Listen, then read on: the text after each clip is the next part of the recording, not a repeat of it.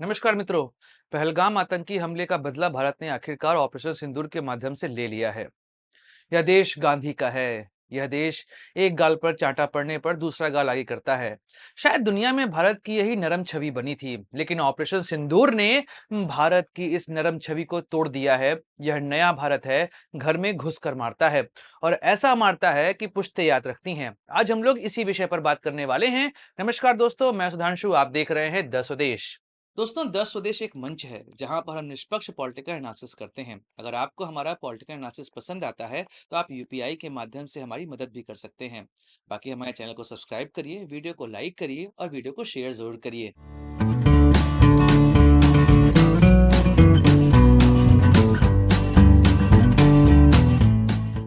दोस्तों, 1947 में भारत आधुनिकता के दौर पर आया था, क्योंकि हम उपनिवेशवाद से आजाद हो रहे थे।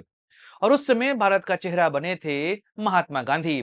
एक ऐसा चेहरा जो अहिंसा के दम पर अंग्रेजों को भगा रहा था। यहां तक कि जवाहरलाल नेहरू ने, जिस समय पूरे विश्व में कोल्ड वॉर का दौर चल रहा था, उस समय जवाहरलाल नेहरू ने नाम अर्थात नॉन अलाइनमेंट मूवमेंट शुरू कर दिया था कि ना हम यूएसआर के साइड हैं, ना हम यूएसए के साइड। हम हैं गुटनिरपेक्ष, जो कि बात करता है कि युद्ध नहीं होने चाहिए। ऐसे में भारत की छवि लगातार बनती रही एक नरम देश की। अगर हम इंदिरा गांधी के उस दौर को छोड़ दें 1971 और 1965, जबकि लाल बहादुर शास्त्री देश के प्रधानमंत्री थे, इन दोनों दौर को छोड़ दिया जाए तो भारत लगातार एक नरम छवि का देश बना रहा है। यहां तक कि हम भारतीय यह कहने में बड़ा गर्व की अनुभूति करते थे कि भारत तो कभी किसी पर हमला नहीं करता। और शायद इसी का फायदा उठाया हमारे पड़ोसियों ने, खासकर पाकिस्तान ने। पाकिस्तान का निर्माण ही भारत के विरोध पर हुआ था। ऐसे में वह लगातार यही करता रहा कि भारत में हमले होते रहे और भारत चुपचाप उन्हें सहता रहा। चाहे आप देखेंगे, जब 1985 के दौर से जम्मू कश्मीर में आतंकवाद की शुरुआत हुई, या फिर 1993 में जब मुंबई में बम धमाके हुए, और उसके बाद तो दौर शुरू होता है लगातार भारत में आतंकी हमलों का। फिर एक दौर आया जब हमारा प्लेन हाईजैक कर लिया, उसे कांधार ले जाया गया और वहां पर हमने मसूद अजहर को छोड़ दिया। उसके बाद तो ऐसे हमलों की बाढ़ आने लगी, क्योंकि आतंकवादियों ने यह सोच लिया था कि भारत तो यहां पर हमारा मुकाबला करेगा नहीं, वो हम पे रिटेलिएट करेगा नहीं। 2001 के दौर में जब हमला हुआ था पार्लियामेंट पर, उसके बाद भी हमने कुछ नहीं कहा। विदेशी दबाव में आकर हम चुप रहे। फिर आता है अक्षरधाम हमला, और एक दौर आया जब ट्रेनों में लगातार ब्लास्ट होते थे। 2004 से लेकर 2014 का वह दौर पूरा भारत नहीं भूल सकता, जब आप घर से निकलने में डरा करते थे कब कहां धमाके हो जाएं, और कभी भी उसका हम बदला नहीं लेते थे। देश के ऊपर एक ऐसा बदनुमा दाग लगा था कि भारत नरम है, लेकिन यह नरम अब भारत के शांति का प्रतीक नहीं बना। यह नरम अब भारत के कमजोरी का प्रतीक बन चुका था। पूरी दुनिया जानती थी कि भारत एक ऐसा देश है जो कभी भी रिटेलिएट नहीं करेगा। शायद हम अशोक के उस धम्म को गलत तरीके से ले लिए। जब अशोक ने कलिंग का युद्ध किया, उसके बाद उनको लगा कि अब आगे युद्ध नहीं करूंगा, और उन्होंने बौद्ध धर्म स्वीकार किया। लेकिन अगर आप भारत के एम्बलम को देखेंगे, जो कि अशोक स्तंभ से ही हमने उसको लिया है, तो वहां पर आप अगर उस शेर को देखेंगे तो उस शेर का चेहरा काफी रौबदार है, उसकी मूंछें खड़ी हुई हैं। मतलब शांति में मैं शामिल हूं, लेकिन अपनी शर्तों पर। अगर हमारे लोगों पर हमला करोगे तो उसका भरपूर बदला लिया जाएगा। लेकिन शायद भारत ने अशोक के उस धम्म को गलत तरीके से यहां पर लिया, और उन्होंने अपनी मूंछ ऊपर की जगह पर नीचे कर ली। लेकिन फिर नए भारत का दौर आता है, और यह दौर ऐसा था जहां पर हम दुश्मन के घर में घुसकर उसका मुकाबला करते थे। भारत की यह कमजोर छवि पूरे दुनिया में सबसे पहले तब फैली जब 26/11 का हमला हुआ। मुंबई में पाकिस्तान से आए आतंकवादियों ने हमला किया। लश्कर-ए-तैयबा ने यह हमला करवाया था। भारत ने उस समय जो सरकार थी यहां पर, वह लगातार कोशिश करती रही कि 26/11 का हमला सैफरन टेरर के अंदर आ जाए। यहां तक कि उनके कई सारे नेता ऐसी किताबों के लॉन्च पर पहुंचे जो कि सैफरन टेरर के बारे में बात कर रही थी, और वह कोशिश कर रहे थे कि यह हमला आरएसएस के ऊपर मढ़ दिया जाए। लेकिन कहते हैं ना, सच्चाई नहीं छुपती। अजमल कसाब, जो अपने हाथ में रक्षा पहनकर आया था, अगर उसको जिंदा ना पकड़ा गया होता तो शायद हिंदू टेररिज्म का एक मुद्दा पूरी दुनिया में छा चुका होता। उस समय की सरकार जिसको यह लग रहा था, हम सब ने यह सोचा था कि भारत सरकार उस समय रिटेलिएट करेगी और 26/11 का बदला लेगी, लेकिन भारत ने बदला नहीं लिया। यहां तक कि आगे चल के बराक ओबामा ने अपनी किताब में भी लिखा कि मनमोहन सिंह के उस फैसले पे हम सभी आश्चर्य कर रहे थे। हमको लगा कि मनमोहन सिंह पाकिस्तान के खिलाफ यहां पर एक्शन लेंगे, पर मनमोहन सिंह यह कहते पाए गए कि अगर यहां पर हमने हमला कर दिया तो राष्ट्रवाद की एक ऐसी ज्वाला पूरे देश में फैलेगी जिसकी वजह से भाजपा को यहां पर फायदा होगा। 2008 में यह हमला हुआ था और 2009 में होने वाले थे लोकसभा चुनाव, तो ऐसे में सरकार ने यहां पर फैसला नहीं लिया और भारत में लगातार आतंकवादी हमले होते चले गए। लेकिन आता है 2016 और होता है उरी में हमला। उसके बाद लगा कि भारत क्या फिर वही काम करेगा, क्या फिर डोजियर सौंपेगा और दुनिया को बताएगा कि पाकिस्तान एक आतंकवादी देश है। लेकिन भारत इस बार कुछ नए मूड में था और भारत ने की सर्जिकल स्ट्राइक। उरी का बदला लिया भारत ने सर्जिकल स्ट्राइक करके, लगभग 40 आतंकवादी यहां पर मारे गए। यह ऐसा मौका था खासकर 2000 के बाद जहां पर भारत ने रिटेलिएट किया था और कहा था कि हम अपनी शहादत का बदला यहां पर जरूर लेंगे। फिर आता है 2019, एक और हमला, जैश ए मोहम्मद, मौलाना मसूद अजहर, उसने करवाया था हमला। उसमें भारत के 40 जवान शहीद हुए थे। फिर वही माहौल बना और भारत ने की एयर स्ट्राइक बालाकोट में। लेकिन यह दोनों इतने छोटे तरीके से किए गए और इतने छुपके किए गए कि समाज इसको ऐसे ही देखता रहा कि अरे यहां पर कुछ हुआ नहीं। खासकर भारत की कुछ पार्टियां इसको लेकर लगातार सवाल उठाती रहीं। अब मौका आ चुका था कि भारत इस बार दिखा दे कि हम एक ऐसे देश हैं जिसके ऊपर कोई अन्य देश दबाव नहीं डाल सकता। पहलगाम में आतंकी हमला हुआ, इस बार भी सबको यही लग रहा था कि छोटा ही हमला किया जाएगा, लेकिन भारत ने यहाँ पर साम दाम दंड भेद, यह तीनों प्रक्रियाएं अपनाई थी और पाकिस्तान को खात्मा करने का पूरा यहां पर प्रक्रिया शुरू कर दी गई थी।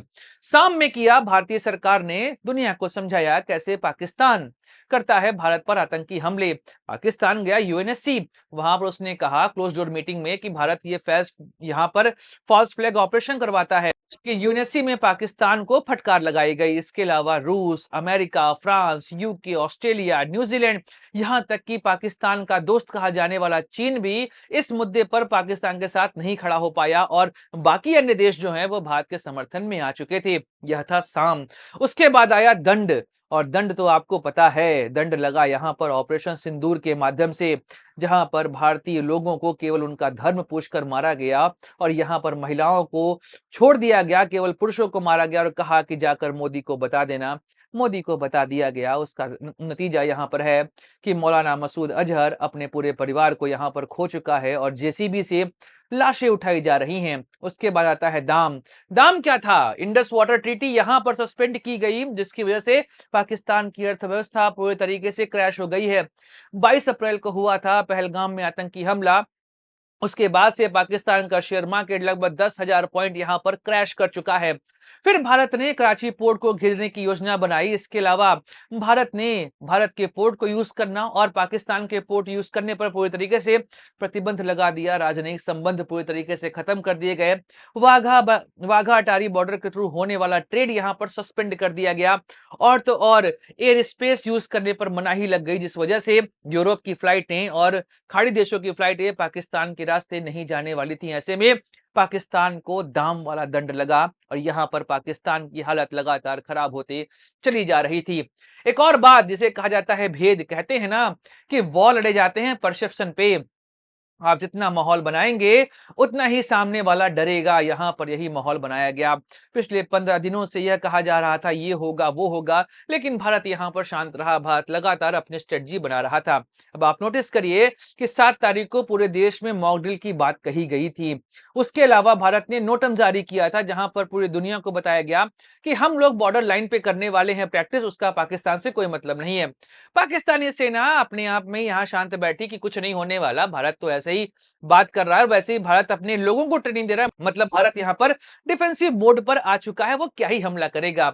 और इसी ट्रेनिंग के सहारे हमने उड़ाए अपने राफेल और मार दिया 9 ठिकानों पर। खासकर मुरीद के जहां पर लश्कर-ए-तैयबा का हेडक्वार्टर है बैठता है, वहां पर हाफिज सईद, और दूसरा था बहावलपुर, जिसे पूरी दुनिया जानती है कि वहां से आतंकवादी हमले प्लान किए जाते हैं। पुलवामा में जो हमला हुआ था वह आतंकी बहावलपुर से ही भारत की तरफ आए थे और यहाँ पर हमारे 40 जवान इस घटना में शहीद हुए थे।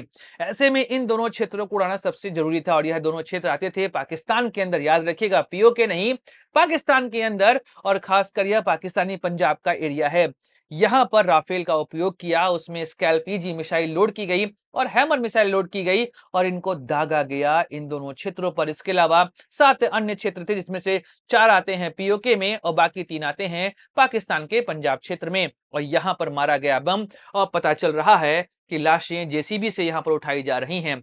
वैसे ऑफिशियल डेटा तो कोई है नहीं, लेकिन हर कोई जानता है 200 से 250 लोग आराम से यहां पर मारे गए हैं। और मौलाना मसूद अजहर तो अपने जान की भीख मांग रहा है, या ये कहें कि अब वह दरख्वास्त कर रहा है कि मुझे भी उठा लिया जाए, तो उसकी ख्वाहिश भी जरूर यह पूरी की जाएगी। अब आप समझिए कि हिजबुल मुजाहिदीन, जैश ए मोहम्मद, लश्कर-ए-तैयबा, इन तीनों को यहां पर निपटा दिया गया है। आने वाले 10 सालों में यह तीनों आतंकी संगठन दोबारा अपने पैरों पर नहीं खड़े हो पाएंगे। वैसे भी ऑपरेशन सिंदूर का यह केवल पहला फेज है। अगला फेज कब होगा यह तो भारतीय सेना ही जानती है। और अभी भी हमने केवल जाना है भारतीय एयरफोर्स के बारे में। अभी हमको भारतीय आर्मी और भारतीय नेवी ने क्या किया है इसके विषय में पता भी नहीं है। और यह कहा जा रहा है कि यह ट्राई ऑपरेशन है, मतलब भारत की तीनों सेनाओं ने यहां पर अटैक किया है। तो आने वाले समय में हम जान पाएंगे कि भारतीय आर्मी और भारतीय नेवी ने यहां पर कैसा काम किया है। यह तो समय हमें धीमे धीमे बता ही देगा। लेकिन पाकिस्तान की हालत इस समय ऐसी हो चुकी है कि वो एस्केलेट करने की हिम्मत भी नहीं जुटा पा रहा है।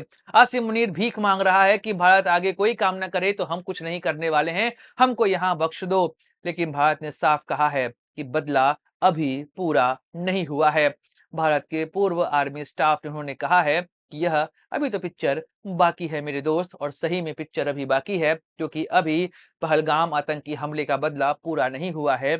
ऑपरेशन सिंदूर का अभी फेज 2 जरूर शुरू होगा और ऐसी जगह पे वार किया जाएगा कि पाकिस्तान दोबारा उठ नहीं पाएगा।